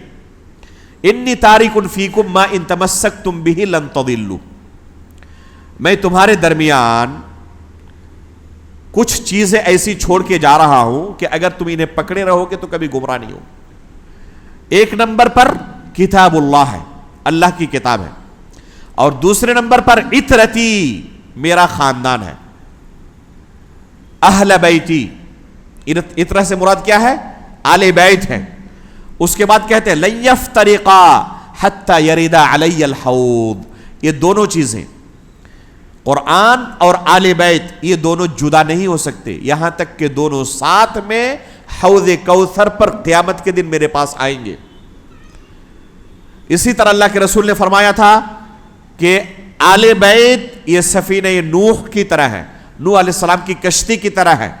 جو نوح علیہ السلام کی کشتی میں سوار ہو گیا تھا نجات پا گیا تھا، جو نوح علیہ السلام کی کشتی میں سوار نہیں ہوا تھا کیا ہوا تھا؟ غرقاب ہو گیا تھا، ڈوب کے مر گیا تھا. اسی طرح اللہ کے رسول نے فرمایا کہ آل بیت نوح علیہ السلام کی کشتی کی طرح ہے، جو ان کے ساتھ ہوں گے وہ فتنوں سے نجات پا جائیں گے، گمراہ نہیں ہوں گے، اور جو ان کے خلاف ہوں گے وہ سب کے سب ہلاک و برباد ہو جائیں گے. کہتے ہیں کہ آل بیت میں سردار کون تھے؟ علی رضی اللہ تعالیٰ عنہ. لہذا ان کی اطاعت واجب ہوئی اور ان کو خلیفہ ماننا، امام ماننا بھی واجب ہوا. ایک اور شیعہ عالم ہے جس کا نام ابو جعفر الصدوق ہے، وہ بھی اسی حدیث سے علی رضی اللہ تعالیٰ عنہ کی امامت پر نص کہتا ہے کہ یہ لفظ بالکل صریح دلیل ہے کہ علی رضی اللہ تعالیٰ عنہ کو خلیفہ ہونا چاہیے تھا. ایک اور شیعہ عالم ہے جو بڑا رافضی اور خبیث قسم کا تھا، ابن طاؤس کے نام سے. اس حدیث کو ثقلین کے نام سے جو مشہور حدیث ہے اس کو نقل کر کے کہتا ہے کہ یہ حدیث بالکل متفق علیہ صحیح ہے، حالانکہ یہ جھوٹ ہے. اس کے الفاظ بہت سارے ایسے ہیں جو گڑھے گئے ہیں، اور جن لوگوں نے گڑھا ہے وہ سب کے سب رافضی ہیں. جن لوگوں نے گڑھا ہے اس کی سند کے اندر جو بھی ضعیف قسم کے روات ملتے ہیں سب کے سب کوفی روات ہیں اور سب کے سب رافضی ہیں. تو یہ بھی ابن طاؤس بھی اسی حدیث کو دلیل بنا کر علی رضی اللہ تعالیٰ عنہ کی امامت کے لیے نص قرار دیتا ہے. حالانکہ یہ حدیث اصل میں صحیح مسلم کے اندر موجود ہے. اصل یہ حدیث الثقلین جو مشہور ہے یہ حدیث صحیح مسلم کے اندر موجود ہے. اور صحیح مسلم کے بارے میں آپ جانتے ہیں کہ قرآن کے بعد سب سے صحیح ترین کتاب کون سی ہے؟ صحیح بخاری، اس کے بعد صحیح مسلم. صحیح مسلم کے اندر اس حدیث کے الفاظ آپ سنیں، غور کریں. اللہ کے رسول صلی اللہ علیہ وسلم نے مکہ اور مدینے کے درمیان خم نامی جگہ پر، ایک جگہ ہے مکہ سے واپسی کے موقع پر حجۃ الوداع کے بعد، اللہ کے رسول صلی اللہ علیہ وسلم نے خم، جو غدیر خم کے نام سے مشہور ہے، وہ حدیث اس کے بعد میں بیان کروں گا، اور اس کے بعد انشاءاللہ ہم انٹرول کے لیے رکیں گے چائے ناشتے کے لیے انشاءاللہ. یہ حدیث غدیر خم جو مشہور ہے وہ بھی من گڑت حدیث ہے. اصل لفظ صحیح مسلم کے اندر موجود ہے. صحیح مسلم سے وہ لفظ میں آپ کے سامنے پیش کر رہا ہوں. کہہ رہے ہیں کہ اللہ کے رسول صلی اللہ علیہ وسلم خم کے چشمے پر کھڑے ہوئے جو مکہ سے نکلنے کے بعد مدینے کے راستے میں ہے, اور اللہ کے رسول صلی اللہ علیہ وسلم نے لوگوں کے سامنے خطبہ دیا. اس میں کیا کہا؟ الا ایھا الناس فانما انا بشر یوشک ان یاتی رسول ربی فاجیب. اے لوگوں, میں اللہ کی طرف سے بھیجا گیا ایک بشر ہی ہوں, قریب ہے کہ میری وفات ہو جائے, اللہ رب العالمین کی طرف سے دعوت آ جائے اور میں اس دعوت کو قبول کر لوں, یعنی میری وفات کا وقت بڑا قریب ہے. وَأَنَا تَارِكٌ فِيكُمْ ثَقَلَيْن, اسی وجہ سے یہ حدیث ثقلین کے نام سے مشہور ہے کہ میں تمہارے درمیان دو بھاری چیزیں, وزنی چیزیں چھوڑ کے جا رہا ہوں. اولہما کتاب اللہ فیہ الہدی والنور فخذوا بکتاب اللہ واستمسکوا بہ. جن میں سے پہلی چیز اللہ رب العالمین کی کتاب ہے. پہلی چیز کیا ہے؟ اللہ رب العالمین کی کتاب ہے. اس کے اندر ہدایت اور نور موجود ہے, لہذا تم کتاب اللہ کو مضبوطی کے ساتھ پکڑے رہنا. اللہ کے رسول صلی اللہ علیہ وسلم نے کتاب اللہ کا تذکرہ کرنے کے بعد حدیث کے جو الفاظ ہیں کہتے ہیں فحث علی کتاب اللہ ورغب فیہ. کتاب اللہ کے بارے میں اللہ کے رسول صلی اللہ علیہ وسلم نے کافی ابھارا, صحابہ اکرام کو کافی ترغیب دی. اور پھر اس کے بعد اللہ کے رسول نے جو دوسری چیز تھی ثقلین کے بعد میں جو کہا ہے, وہ اس حدیث کے اندر دوسری چیز کا تذکرہ یہاں پر نہیں ہے. اور یہ حدیث بڑی مشہور ہے کہ میں تمہارے درمیان دو چیزیں چھوڑ کے جا رہا ہوں, اگر تم ان کو مضبوطی سے تھامے رہو گے تو کبھی گمراہ نہیں ہوگے. وہ دو چیزیں کو کیا کیا ہے؟ کتاب اللہ و سنتی. اللہ کے رسول صلی اللہ علیہ وسلم نے اس موقع پر دو میں سے ایک چیز کا تذکرہ کیا, اور پھر اس کے بعد چند وصیتیں اللہ کے رسول صلی اللہ علیہ وسلم نے کی. وہ وصیتیں کیا تھی؟ اب ان وصیتوں کا تذکرہ ہے. وَأَهْلُ بَيْتِي أُذَكِّرُكُمُ اللَّهَ فِي أَهْلِ بَيْتِي. میں اہل بیت کے بارے میں تمہیں وصیت کرتا ہوں. 3 مرتبہ اللہ کے رسول صلی اللہ علیہ وسلم نے یہ جملہ دہرایا ہے, أُذَكِّرُكُمُ اللَّهَ فِي أَهْلِ بَيْتِي أُذَكِّرُكُمُ اللَّهَ فِي أَهْلِ بَيْتِي. اہل بیت کے بارے میں تمہیں وصیت کر رہا ہوں, اہل بیت کے بارے میں تمہیں وصیت کر رہا ہوں, اہل بیت کے بارے میں تمہیں وصیت کر رہا ہوں. یہ جملہ 3 مرتبہ اللہ کے رسول صلی اللہ علیہ وسلم نے کہا. راوی حدیث کہتے ہیں فقال له حسین ومن اہل بیتہ, کہ اہل بیت میں سے کون ہے؟ تو کہا یا زید الیس نساء اہل من بیتہ, اے زید ابن ارقم کیا اللہ کے رسول کی بیویاں اہل بیت میں سے نہیں ہے؟ تو کہا نساء من اہل بیتہ, اللہ کے رسول کی بیویاں اہل بیت میں سے ہیں. ولکن اہل بیتہ من حرم الصدقۃ بعدہ, اہل بیت وہ ہیں جن کے اوپر اللہ کے رسول کے بعد صدقہ حرام تھا. قال من ہم, کہا کہ وہ کون کون سے ہیں؟ کہا ہم آل علی و آل عقیل و آل جعفر و آل عباس کل ہؤلاء حرم الصدقہ, کہ وہ آل علی, آل جعفر, آل عباس اور آل علی ہے. آل علی, آل عقیل, آل جعفر اور آل عباس ہے. ان تمام لوگوں پر صدقہ اور زکوٰۃ کو حرام قرار دیا گیا تھا. یہ صحیح مسلم کے الفاظ ہیں. صحیح مسلم کے جو الفاظ ہیں اس میں ہے کہ اللہ کے رسول صلی اللہ علیہ وسلم نے آل بیت کے تعلق سے وصیت کی ہے. اس میں یہ نہیں ہے کہ تم ان کی اطاعت کرنا اور ان کی اطاعت تم پر واجب ہے.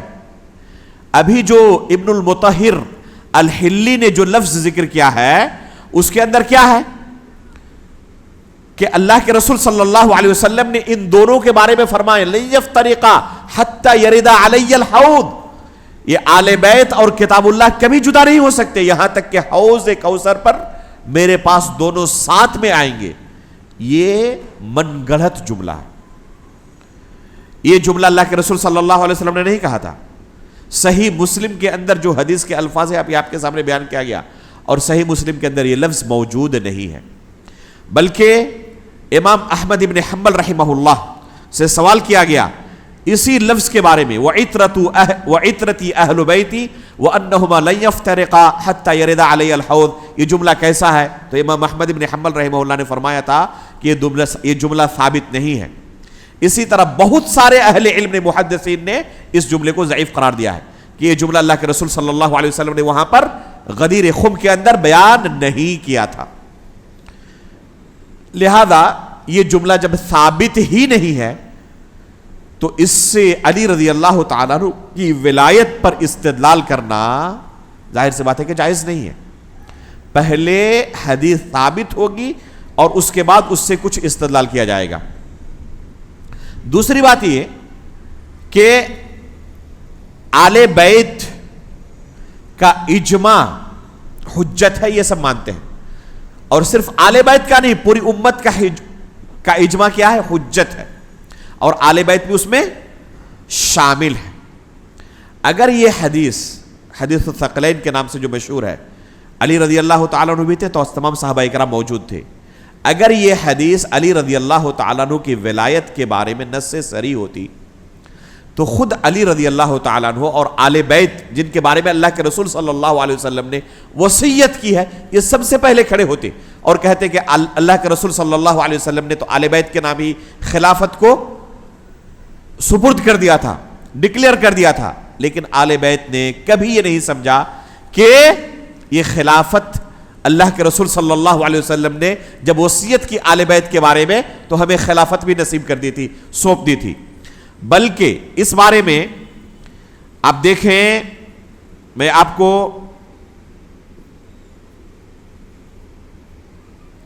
آل بیت میں سے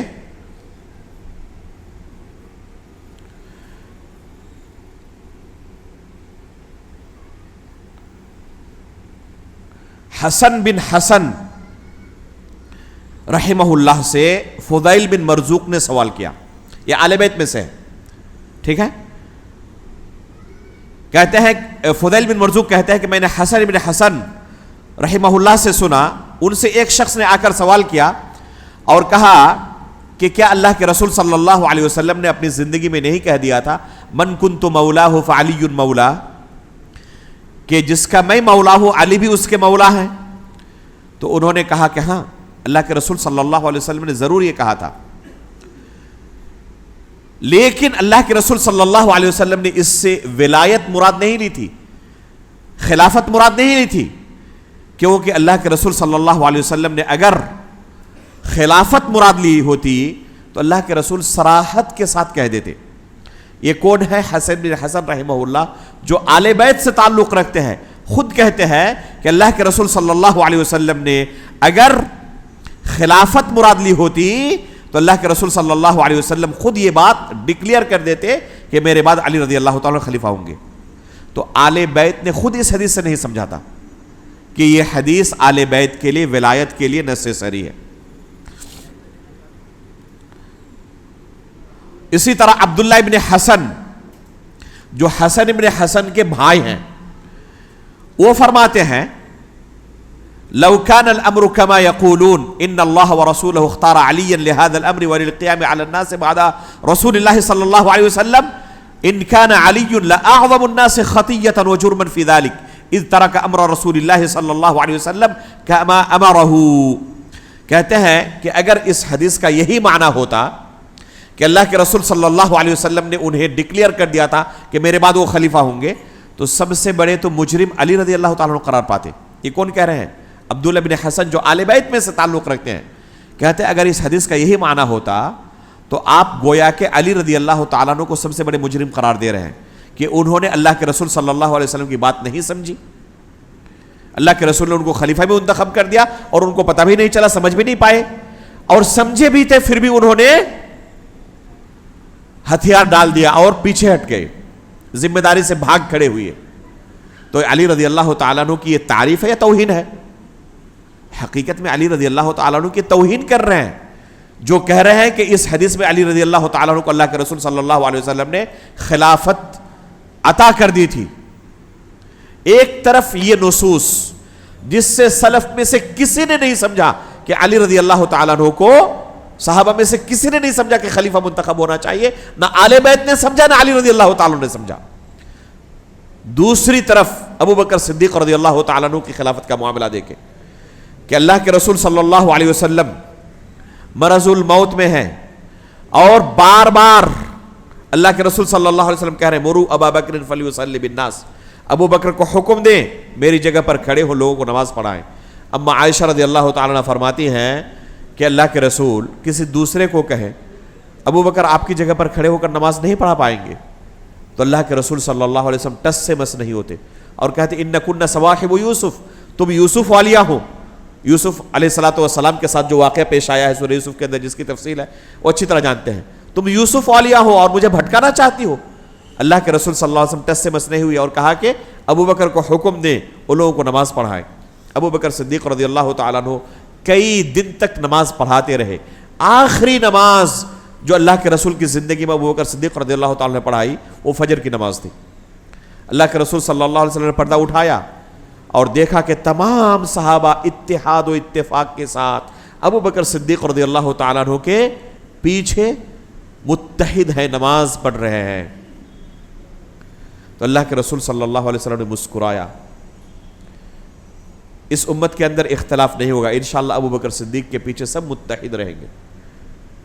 اب اللہ والمؤمنون الا ابا بکر، اللہ کے رسول صلی اللہ علیہ وسلم نے فرمایا کہ اللہ رب العالمین اور مؤمنین یہ گوارا ہی نہیں کریں گے کہ ابو بکر کے علاوہ کوئی دوسرا خلیفہ ہو۔ اللہ کے رسول صلی اللہ علیہ وسلم نے ایک دو حدیثوں کے اندر نہیں، بے شمار حدیثوں کے اندر اس سے کہیں زیادہ صریح الفاظ میں ابو بکر صدیق رضی اللہ تعالیٰ عنہ کی خلافت اور ولایت کے بارے میں بیان کر دیا تھا۔ میں نے تفصیل کے ساتھ ان روایت کو بیان کیا ہے، ابو بکر صدیق رضی اللہ تعالیٰ عنہ کی سیرت کے بارے میں جو درس ہوا ہے۔ تو علی رضی اللہ تعالیٰ عنہ کی ولایت کے بارے میں جو دلیلیں دی جاتی ہیں یا تو وہ انتہائی ضعیف ہیں، جو حدیث غدیر خم کے نام سے معروف ہے، وہ ضعیف اور موضوع روایت ہے، یا کچھ صحیح روایتیں ہیں جن سے وہ مفہوم مراد لیتے ہیں جن سے صحابہ کرام نے یہ مفہوم کبھی مراد نہیں لیا تھا۔ اس کے برخلاف جب ابو بکر صدیق رضی اللہ تعالیٰ عنہ کا انتخاب ہوا، اللہ رب العالمین کی طرف سے دیکھیں ابو بکر صدیق رضی اللہ تعالیٰ عنہ کو کون سا مقام دیا گیا۔ اللہ کے رسول صلی اللہ علیہ وسلم نے اگر صراحت کے ساتھ نام ڈکلیئر کر دیا ہوتا کہ میرے بعد ابو بکر صدیق رضی اللہ تعالیٰ خلیفہ ہوں گے، تو کسی کو کہنے کا موقع ملتا کہ لوگوں کے پاس چوائس ہی نہیں تھا، مجبوراً ابو بکر صدیق کو خلیفہ تسلیم کرنا پڑا کیونکہ اللہ کے رسول نے بیان کر دیا تھا، تو کیا کرتے؟ لیکن ابو بکر صدیق رضی اللہ تعالیٰ عنہ کا انتخاب پوری امت مسلمہ کے اجماع سے ہوا ہے۔ یہ ابو بکر صدیق رضی اللہ تعالیٰ عنہ کی منقبت کی سب سے بڑی دلیل ہے۔ بالاجماع جب تک دنیا میں موجود رہے سب نے ابو بکر صدیق رضی اللہ تعالیٰ عنہ کو خطاب کرنا ہوا، کیا کہتے؟ یا خلیفۃ رسول اللہ۔ یہ لقب پوری امت میں اگر کسی کو ملا ہے تو صرف اور صرف ابو بکر صدیق رضی اللہ تعالیٰ عنہ کو ملا ہے۔ کسی نے بھی ان کی خلافت کے بارے میں کوئی نکتہ چینی نہیں کی، کسی دوسرے کا نام پیش نہیں کیا، اور بالاتفاق بالاجماع سب نے ابو بکر صدیق رضی اللہ تعالیٰ کی خلافت تسلیم کی، ان کے ہاتھ پر بیعت کیا۔ علماء نے ذکر کیا ہے اجماع کے باب میں کہ اس امت کے اندر پہلا اجماع جو قائم ہوا ہے وہ کون سا اجماع ہے؟ ابو بکر صدیق رضی اللہ تعالیٰ عنہ کی خلافت پر اجماع۔ اور اگر سب سے بڑا اجماع قیامت تک علی الاطلاق کوئی اجماع ہے تو ابو بکر صدیق رضی اللہ تعالیٰ عنہ کی خلافت پر اجماع ہے۔ اور بھی بہت سارے مسائل ہیں امت کے اندر اجماعی مسائل، لیکن دوسرے مسائل میں آپ کہہ سکتے ہیں، تھوڑی سی گنجائش نکال سکتے ہیں کہ ہو سکتا ہے کہ کوئی مخالفت کرنے والا تھا، ہم اس کا نہیں جانتے نام، لیکن ابو بکر صدیق رضی اللہ عنہ کی خلافت کے بارے میں ایسا نہیں کہہ سکتے۔ یہ دنیا کا سب سے بڑا اجماع ہے، تو اس سے ابو بکر صدیق رضی اللہ تعالیٰ عنہ کی منقبت ظاہر ہوتی ہے کہ امت کو اختیار تھا، آپ جسے چاہیں انتخاب کریں اپنا خلیفہ، اور بالاتفاق سب نے ابو بکر صدیق رضی اللہ تعالیٰ عنہ کو اپنا خلیفہ چنا، منتخب کیا، اور کبھی بھی نہ ان کے دور خلافت میں اور نہ ان کے بعد صحابہ کرام میں سے کسی نے کہا ہو کہ ابو بکر صدیق کو خلیفہ چن کر ہم نے غلطی کی تھی۔ جیسے کہ انجینئر علی مرزا کیا کہتا ہے کہ سقیفہ بنی ساعدہ میں ابو بکر صدیق رضی اللہ تعالیٰ عنہ کو خلیفہ منتخب کرنا صحابہ کرام کی سب سے بڑی غلطی تھی، نعوذ باللہ من ذالک۔ یہ تمام صحابہ کرام کے اوپر ایک بہتان ہے، جھوٹا الزام ہے۔ تو یہاں سے روافض کی شروعات ہوتی ہے، ان کے رگ و ریشے کے اندر یہ مسئلہ موجود ہے کہ ابو بکر صدیق، عمر فاروق اور عثمان غنی رضی اللہ تعالیٰ عنہ یہ ظالم ہیں، یہ خلیفہ نہیں ہے ہمارے، اور انہوں نے چونکہ اللہ کے رسول صلی اللہ علیہ وسلم کی وصیت کو ٹھکرایا ہے اور اس حق کو غصب کیا ہے، اس وجہ سے یہ سب کے سب کافر ہو چکے ہیں۔ لہذا ان روافض کے یہاں صحابہ اکرام کا مقام و مرتبہ کیا ہے؟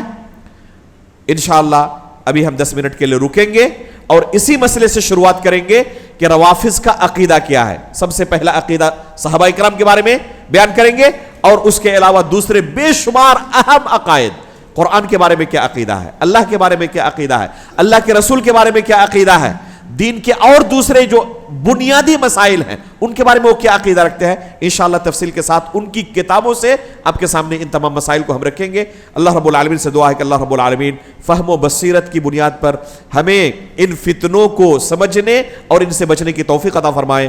آمین، تقبل رب العالمین، وصلی اللہ علی نبینا محمد۔